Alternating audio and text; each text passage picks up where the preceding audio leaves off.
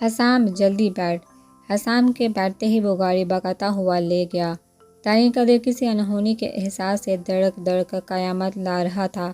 گاڑی 160 کی سپیڈ پر بھگاتے وہ حویلی سے بہت دور نکل آئی تھی۔ اس کے سلیقے سے سیٹ کیے ہوئے بال بکھر چکے تھے، کلائی میں پہنی چوڑیاں ٹوٹ کر کلائی اور ہاتھوں میں چبھ گئی تھی، دوپٹہ کہیں پیچھے چھوٹ گیا تھا، آنسو تھے کہ رکنے کا نام نہیں لے رہے تھے۔ شرٹ کے کام دار بازو سے وہ بار بار اپنا چہرہ پونچھ رہی تھی، جس کی وجہ سے منہ پر بھی جگہ جگہ نشان بن گئے تھے۔ غرض اس کی حالت اجڑی تھی۔ بھلے وہ محبت نہیں ہاری تھی مگر وہ انا ہار آئی تھی، اور محبت ہار جانے سے زیادہ تکلیف وہ انا کو ہار جانا ہوتا ہے۔ وہ اپنی بے وقتی پر رو رہی تھی۔ وہ ہمیشہ سے اپنی فیملی کے لیے اہم ہونا چاہتی تھی مگر اسے تو ضروری بھی نہیں سمجھا گیا تھا۔ ماما تو آپ ایسا نہ کرتی، اس نے روتے ہوئے دانیال سے شکوہ کیا تھا۔ اس کی آنکھوں کے سامنے سب گڈمڈ ہو رہا تھا، وہ سب سے خفا تھی اور وہ ایسے ہی خفا سب سے بہت دور چلی جانا چاہتی تھی۔ تبھی آنکھوں کو پوچھتے اس نے گاڑی کی سپیڈ مزید تیز کی۔ اتنی تیز سپیڈ پر گاڑی اپنا توازن قائم نہ رکھ پائی اور سامنے سے آتی گاڑی سے زور سے ٹکرائی۔ زارا نے بے ڈول گاڑی کا اسٹیئرنگ زور سے گھمایا تو وہ گاڑی سے رگڑ کھاتی دور سڑک پر جا گری۔ زارا کا سر زور سے اسٹیئرنگ سے ٹکرایا اور کھڑکی کے کانچ ٹوٹے تو کانچ کا ایک ٹکڑا اس کے سر کے پیچھے حصے میں پیوست ہو گیا۔ اس کے سر سے خون کی لکیر نکلی اور کمبٹی سے ہوتی ہوئی گال پر بہتی چلی گئی۔ اس کی آنکھوں کے سامنے اندھیرا چھانے لگا تھا۔ تکلیف کی ایک زوردار لہر اس کے رگ و جاں میں سرایت کر گئی۔ اس نے جانا کہ موت اس کے طاقوں میں تھی۔ اس نے بند ہوتی آنکھوں کے ساتھ دیکھا کہ کچھ باوردی لوگ اس کی طرف دوڑتے ہوئے آ رہے تھے۔ زارا کے جاتے ہی دانیال کو یوں لگا کہ ساری دنیا اس کی آنکھوں کے سامنے گول گول گھوم رہی ہے۔ اپنا سارا ہاتھوں میں گرائے وہ وہیں لوہے کی کرسی پر بیٹھتی چلی گئی۔ زارا کے اپنے کان سائیں سائیں کر رہے تھے، دل کے دھڑکنے کی رفتار اتنی زیادہ تیز تھی کہ بآسانی سنی جا سکتی تھی۔ پھوپھو آپ ٹھیک ہیں؟ زینی بھاگ کر دانیال کے پاس زمین پر بیٹھ گئی۔ اذان کو فون کرو، انہوں نے روکا زارا کو۔ دانیال کی آنکھوں سے ٹپ ٹپ آنسو نکلنے لگے تھے۔ وہ لے آئیں گے، اس سے کچھ نہیں ہوگا۔ صابر نے اسے دلاسا دینے کو اپنا ہاتھ اس کے کندھے پر رکھا جس سے وہ فوراً جھٹکتی اٹھ کھڑی ہوئی۔ وہ تمہاری بیٹی ہے اصابر، وہ منٹوں میں فیصلہ کرتی ہے اور سیکنڈوں میں اس پر عمل کرتی ہے، وہ کچھ بھی کر سکتی ہے، کچھ بھی، بلند آواز میں کہتے وہ آہ میں بے بسی سے رو دی تھی۔ اصابر کا اپنا دل خدشات سے ڈوب رہا تھا۔ اب صاحب نے اچھا نہیں کیا، بالکل اچھا نہیں۔ سارا زمین پر اکڑ بیٹھی شدت سے رو رہی تھی۔ زینی نے شرمندگی سے سر جھکا لیا تھا۔ ہینا بار بار کبھی اذان کو کبھی حسام اور زارا کو کال میں لا رہی تھی مگر فون ریچیبل نہیں تھا۔ سب کی پریشانی بڑھتی جا رہی تھی۔ اذان، گاڑی رکو۔ سڑک پر پیٹرولنگ پولیس کی گاڑی اور ایمبولینس دیکھ کر حسام چلایا تھا۔ اذان کی گاڑی رکنے سے پہلے حسام گاڑی کا دروازہ کھولتا چھلانگ لگا کر نیچے اتر چکا تھا۔ اذان نے جلدی سے گاڑی سائیڈ پر لگائی اور حسام کی تقلید کرتا وہ بھی بھاگا۔ حسام بھاگ کر سڑک کی دوسری طرف پہنچا تو اپنی گاڑی کی حالت دیکھ کر اندر تک کانپ گیا تھا۔ اذان بھی اس کے پیچھے آئی اور سامنے کا منظر دیکھ کر اس کا سر چکرا گیا تھا۔ گاڑی کی ڈرائیونگ سیٹ کو دروازہ بری طرح سے چکنا چور ہو گیا تھا، بونٹ کا کباڑ ہو گیا تھا۔ ایمبولینس کی آواز گونجی اور کچھ لوگ بھاگتے ہوئے ایمبولینس سے باہر نکل کر گاڑی کی طرف بھاگے۔ زارا حسام کے حلق سے پھنسی پھنسی سی آواز نکلی۔ گرتا پڑتا وہ گاڑی کے پاس پہنچا۔ زارا کا سر اسٹیئرنگ پر ٹکا ہوا تھا جس کے خون کی کئی لکیریں نکل کر اس کی گردن اور چہرے پر پھیل گئی تھی۔ ہاتھ پہلو میں گرے ہوئے تھے جن میں کانچ کے ٹکڑے پیوست ہو گئے تھے۔ حسام کا لگا وہ اگلا سانس نہیں لے پائے گا مگر ہائے رے یہ کم بخت سانس جہاں نکل جانی چاہیے وہاں نکلتی تو نہیں۔ اس کا نہ نکلنا اذیت کی انتہا ہوتا ہے۔ پولیس والوں نے اسے بازو سے پکڑ کر پیچھے کیا۔ اذان کو حسام اس پل کوئی دیوانہ لگا تھا۔ زارا کو ٹوٹی پھوٹی گاڑی سے نکال کر اسٹریچر پر ڈالا گیا۔ اس کے وجود میں کوئی حرکت نہیں تھی، دل کی دھڑکن ہلکی ہلکی چل رہی تھی، ہارٹ ریٹ کم ہوتا جا رہا تھا۔ نرس نے الیکٹروڈ لیے اپنے ہاتھ فضا میں بلند کیا۔ حسام نے اپنا دل تھام لیا تھا، آنکھوں سے کئی بوندیں نکل کر گردن بک ہو گئی تھی۔ اسٹریچر سڑک پر رکھے تمام اہلکار اس کے گرد جمع تھے۔ نرس نے ہاتھ ہوا میں بلند کیے، 1 2 3۔ زارا کا وجود جھٹکوں سے لرز اٹھا تھا۔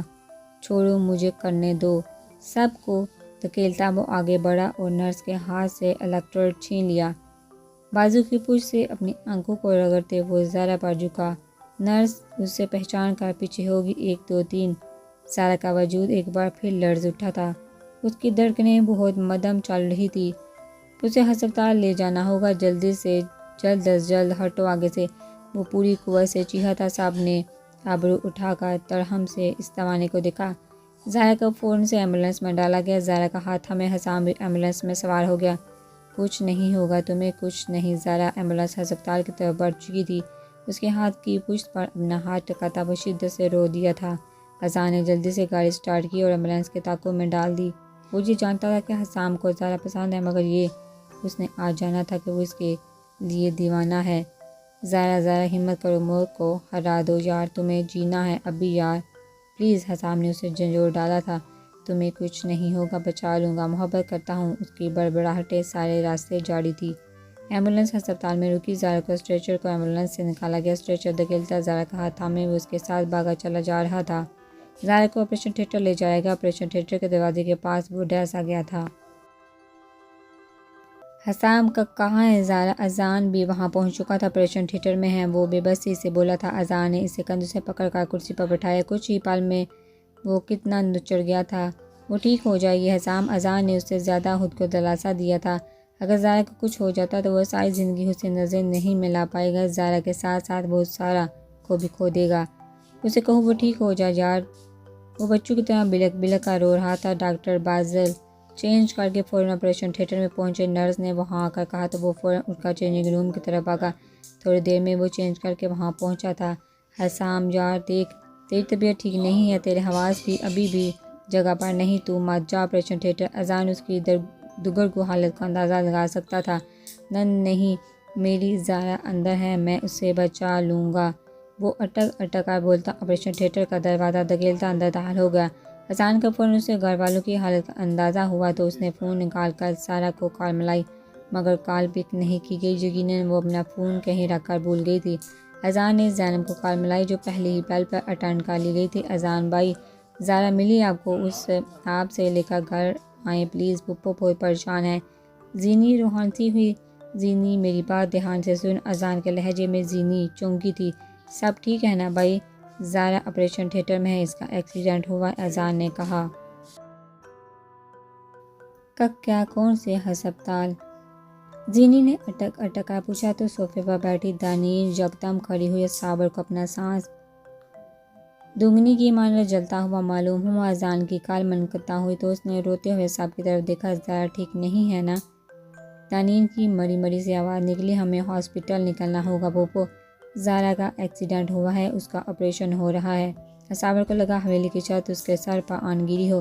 اینا اور سائرہ کے چہرے تاریک ہوئے تھے۔ سارا سنتے ہی باہر کی طرف بھاگی تھی۔ باری باری سب اس کے پیچھے بھاگے تھے۔ سارا گاڑی سٹارٹ کر چکی تھی۔ سب لپک کر گاڑی میں بیٹھے تو سارا گاڑی ہوا کی مانند اڑاتی ہوئی لے گئی۔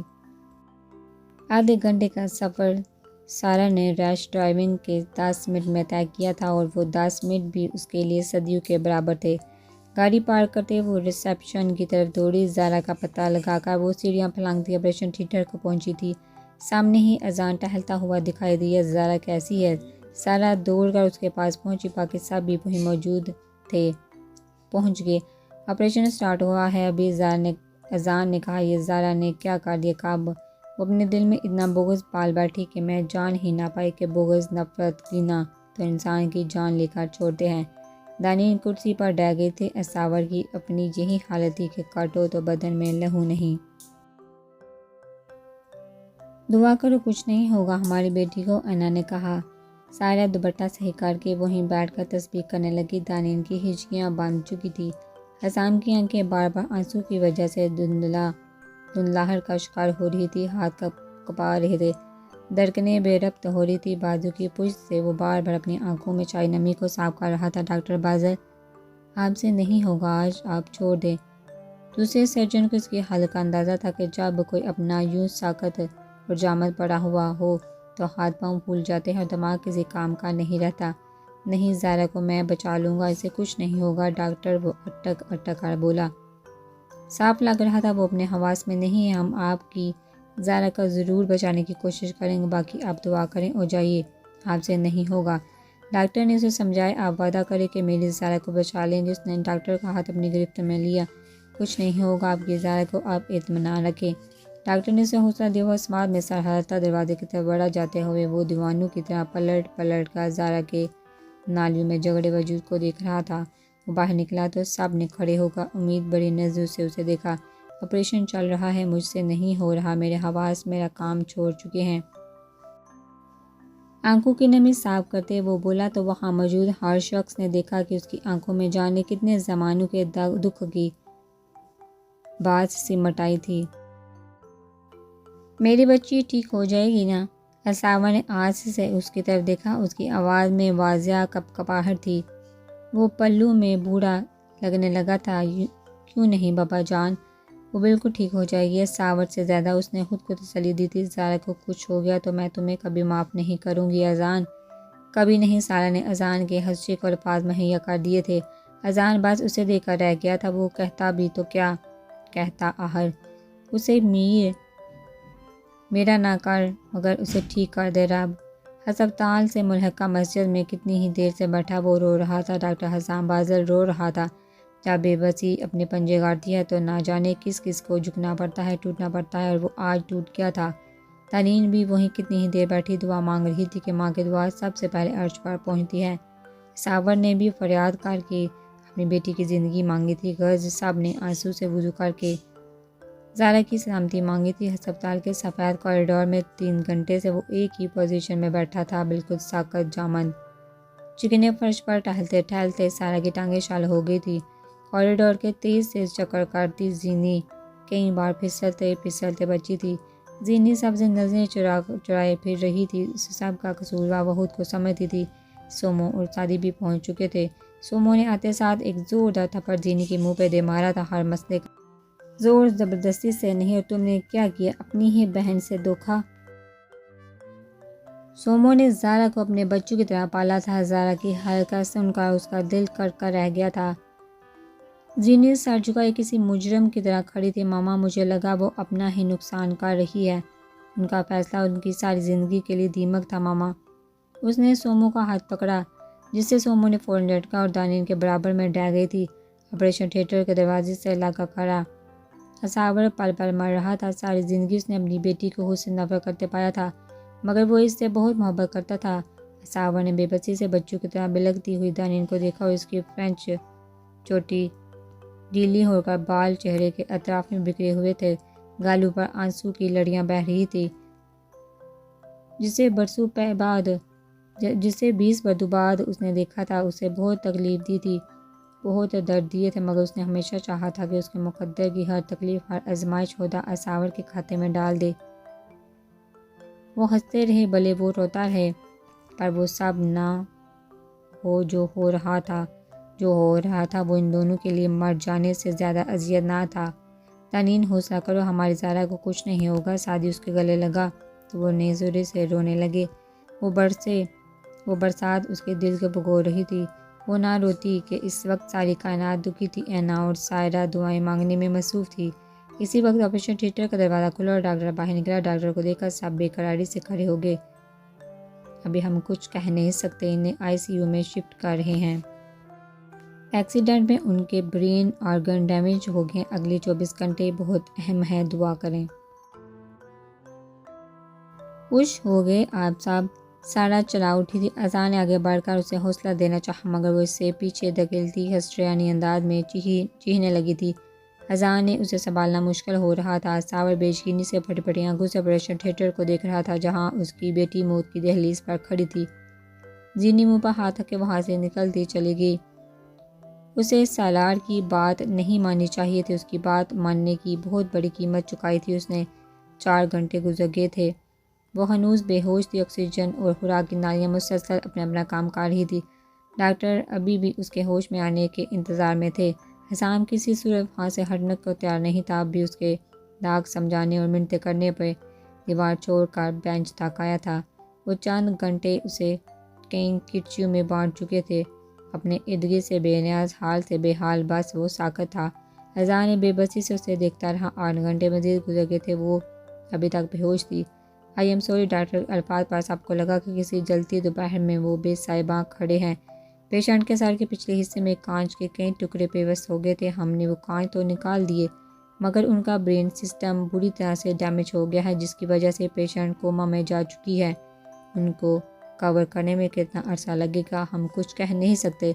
ڈاکٹر افسوس سے گردن ہلاتا وہاں سے چلا گیا۔ دانی گھٹنوں کے بال زمین پر بیٹھتی چلی گئی تھی۔ حسام کے قدم لڑکھڑائے، وہ دیوار کے ساتھ لگ کر بے بسی سے بڑھتا چلا گیا۔ ڈاکٹر کی باتیں سارا کے سر سے گزر رہی تھی۔ وہ ہونکوں کی طرح سب کو دیکھے جا رہی تھی۔ کافی دیر سب ساکت و جامد ایک دوسرے سے نظر چرائے بیٹھے تھے۔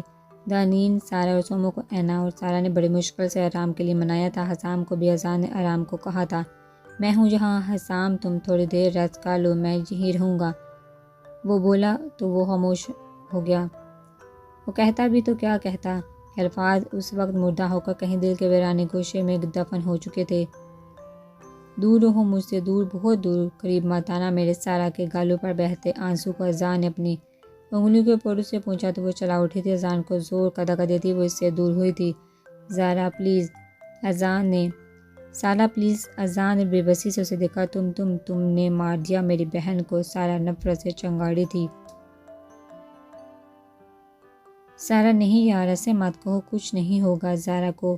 وہ بھی رو دیا تھا۔ زارا کی حالت دیکھی تھی اس نے، اس کی حالت نے اسے ڈسٹرب کر دیا تھا۔ کیوں نہ کہوں وہ نہیں ہے زندہ، یہ تو ڈاکٹر اسے زبردستی زندہ رکھ رہے ہیں، ہمیں جھوٹے دلاسے دے رہے ہیں۔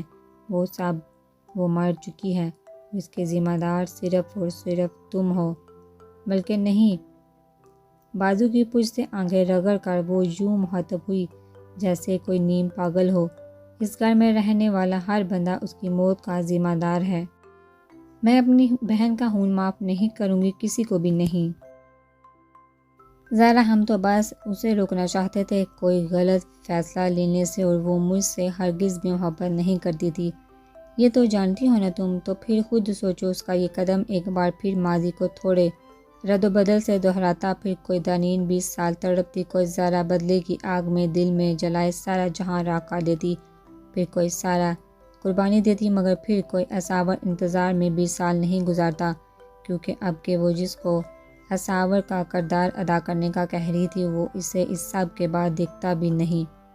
اذان نے اسے شانوں سے پکڑ کر اپنے روبرو کیا۔ وہ مسلسل روز چلی جا رہی تھی، اور یہ ایکسیڈنٹ صرف اتفاق ہے۔ زارا مرنا نہیں چاہتی تھی، وہ جینا چاہتی تھی، بس غصے میں گاڑی اس سے بے قابو ہو گئی۔ وہ جینا چاہتی تھی ہم سب کے ساتھ، حسام کے ساتھ، اور وہ جیے گی، ضرور جیے گی۔ اذان نے اسے دھیرے سے اپنے ہثار میں لے کر اس کا سر اپنے کندھے سے ٹکا دیا، اس کے بال نرمی سے سہلانے لگا۔ تمہیں یاد ہے نا وہ جب پہلی بار جہاں آئی تھی، اس کی آنکھوں میں صرف محبت تھی، امید تھی، خوشی تھی، مگر جانے کیسے وہ آنکھیں پھر آگ بن کر دہکنے لگی، مگر وہ آگ نفرت کی بالکل نہیں تھی، نہ بدلے کی تھی۔ وہ ہماری زندگیوں میں اہم ہونا چاہتی تھی، وہ چاہتی تھی اسے سمجھا جائے، مگر ہم نے اسے مانا مگر سمجھا نہیں، بس یہی ہم سے غلطی ہو گئی۔ اسے بازو کے ہثار میں لیے وہ بیڈ پر بیٹھ گیا، اس کے اپنے بھی آنسو رکنے کا نام نہیں لے رہے تھے۔ اذان، وہ میری بہن، میری زارا، اس کے لہجے کا درد ناسور بن رہا تھا۔ ہم دعا اور دوا دونوں کریں گے، ہم اسے کچھ ہونے نہیں دے سکتے، ہم اسے کچھ ہونے نہیں دیں گے۔ وہ اس سے دلاسا دے رہا تھا، وہ خود کو ہمت دے رہا تھا، وہ خود کو کوس رہا تھا کہ زارا کی نفسیات کو اس نے بڑی دیر سے سمجھا تھا۔ وہ بوجھل قدموں سے چلتا ہوا دانین کے کمرے میں آیا۔ وہ نماز پڑھ رہی تھی۔ کچھ دیر وہ اسے دیکھتا رہا، پھر تھکے قدموں سے چلتا ہوا صوفے کے پاس کارپیٹ پر بیٹھ گیا۔ اس کی چال میں لڑکھڑاہٹ تھی، اس کے چہرے پر برسوں کی تھکان تھی، اس کی آنکھوں میں موت کا مسافر کا سا کرب تھا۔ دانین نے سلام پھیر کر اس شخص کو دیکھا جو آج بھی اتنا ہی ڈیشنگ تھا جتنا کہ 20 سال پہلے تھا، مگر اس چند گھنٹوں نے اسے زندگی کے سب سے حساس درد سے روشناس کروایا تھا۔ ایسا درد جو اندر سے کھوکھلا کرتا ہے تو چہرہ بھیانک ہونے لگتا ہے، اپنی رونق کھونے لگتا ہے، اور وہ درد ہوتا ہے اولاد کا درد۔ دانین نے دعا کے لیے ہاتھ اٹھائے تو آنکھوں کے راستے ایک سیلاب امڑ آیا تھا، بے بسی کا سیلاب، اپنے جگر گوشے کو درد میں دیکھا امڑ آنے والا سیلاب۔ وہ کتنی ہی دیر دعا مانگتی رہی تھی، اس کی ہچکیاں بند گئی، ہاتھوں کا چہرے پر پھیر کر اس نے جائے نماز طے کر کے صوفے پر رکھی اور صابر کے پاس کارپیٹ پر آ کر بیٹھ گئی۔ سالوں کی ناراضگی تھی مگر دکھ ایک سا تھا۔ میں نے سب گنوا دیا دانی، درد بولنے لگا تھا۔ ماں باپ کا ہر فیصلہ چاہے غلط ہو یا صحیح بچوں کو بھگتنا پڑتا ہے۔ ہم دونوں کے فیصلوں نے ہماری بچی کو بہت صبر کروایا، اس کا بھی ضبط ٹوٹ رہا تھا۔ دانی دانی زارا ٹھیک ہو جائے گی نا؟ وہ دیوانوں کی طرح اس کے دونوں ہاتھ پکڑے روتے ہوئے اسے جھنجھوڑ رہا تھا۔ پہلے تمہارا مجرم تھا، پھر زارا کا مجرم بنا، اور اب میں اپنی ہی بیٹی کا قاتل۔ اس کے ہاتھوں پر اپنا ہاتھ رکھتا وہ پھوٹ پھوٹ کر رو دیا تھا۔ ایک فیصلہ تم نے کیا تھا مجھے چھوڑنے کا، اور ایک فیصلہ میں نے کیا تھا تمہیں چھوڑنے دیا۔ دونوں نے ہی غلط کیا، ہم دونوں نے بہت غلط کیا۔ بروکن فیملیز کے بچے تو ایسے ہی ٹوٹے پھوٹے نکلتے ہیں نا، بالکل اپنی فیملی کی طرح چھت کو تکتی وہ ماضی کو کھود رہی تھی۔ میں نے غلط کیا، صرف میں غلط تھا یار، مگر اپنی ان غلطیوں کی سزا اپنی بچی کو نہیں بھگتنے دوں گا۔ میں اپنے جسم کا ایک ایک حصہ بھی دے کر اپنی زارا کو بچا لوں گا۔ تڑپ تمام حدیں توڑ رہی تھی۔ زارا ٹھیک ہو جائے گی، ہاں ٹھیک ہو جائے گی، دانیل غائب دماغی سے بولی۔ ہاں وہ ٹھیک ہو جائے گی، پھر ہم سب ساتھ رہیں گے ہمیشہ سے ہمیشہ تک۔ اس نے اپنے آنسو صاف کیے۔ سب ٹھیک ہو جائے گا، پھر سب ٹھیک ہو جائے گا۔ دونوں کی بڑبڑاہٹیں جاری تھی۔ زینی گاڑی بھگاتی ہوئی سالار کے دیے ہوئے ایڈریس پر پہنچ گئی تھی۔ گاڑی بلڈنگ کی پارکنگ میں پارک کرتی وہ سیڑھیاں پھلانگتی ہوئی اس کے فلیٹ کی جانب بھاگتی چلی جا رہی تھی۔ سالار کے فلیٹ کے پاس پہنچ کر اس نے دروازہ زور سے بجانا شروع کر دیا اور ایک ہاتھ بیل پر رکھ دیا۔ ابے دیکھ جا کے کون پاگل ہے؟ وہ سخت جنجلایا ہوا تھا اس کے دوست نے۔ جیسے ہی دروازہ کھولا وہ بجلی کسی تیزی سے اندر داخل ہوئی۔ زینی تم؟ وہ اسے دیکھ کر کھڑا ہو گیا، مگر اس کی سوجی آنکھیں دیکھ کر مسکرا بھی نہیں سکا تھا۔ زینی نے آگے بڑھ کر ایک زوردار تھپڑ اس کے منہ پہ دے مارا تھا۔ اس کے دوست نے حیرت سے اس منظر کو دیکھا۔ اسے بھی یقین نہ آیا کہ زینی اس پر ہاتھ اٹھا سکتی ہے۔ تم مسٹر سالار، تم نے سب برباد کر دیا، مار دیا تم نے میری بہن کو، مر گئی وہ۔ اس کو گریبان سے پکڑ کر وہ چلائی تھی۔ سالار کا چہرہ یہ سن کر تاریک ہوا تھا، آنکھیں جلنے لگی تھی۔ کیا کہہ رہی ہو؟ رباب کو کیا ہوا ہے؟ وہ ہکلا رہا تھا، اس کی آنکھوں میں بے یقینی تھی۔ مر گئی رباب، مر گئی، سب ختم ہو گیا۔ وہ بے بسی سے رو دی تھی۔ اس کا دوست وہاں سے چلا گیا کہ وہ کھل کر اپنا دکھ شیئر کر سکے۔ یہ میں نے کیا کر دیا؟ وہ صوفے پر ڈہ گیا تھا، بالوں کو مٹھی میں دبوچتا وہ دبا دبا سا چیخا تھا۔ تم جھوٹ بول رہی ہو نا، مذاق کر رہی ہو، کچھ نہیں ہوا نا رباب کو؟ اس کا ایکسیڈنٹ ہو گیا، وہ کوما میں جا چکی ہے، زینی بھی اس کے برابر میں مر گئی۔ سالار نے کرب سے اپنی آنکھیں مینچ لی۔ اس کی روح پر ایک بھاری بوجھ آن گرا تھا۔ نہیں، پریشان کیوں ہو رہے ہو؟ وہ ٹھیک ہو جائے گی، ہاں وہ ٹھیک ہو جائے گی۔ وہ مسکرایا تھا، مگر یہ مسکراہٹ پھیکی تھی۔ زینی نے حیرانی سے اسے دیکھا جو پاگلوں کی طرح ری ایکٹ کر رہا تھا۔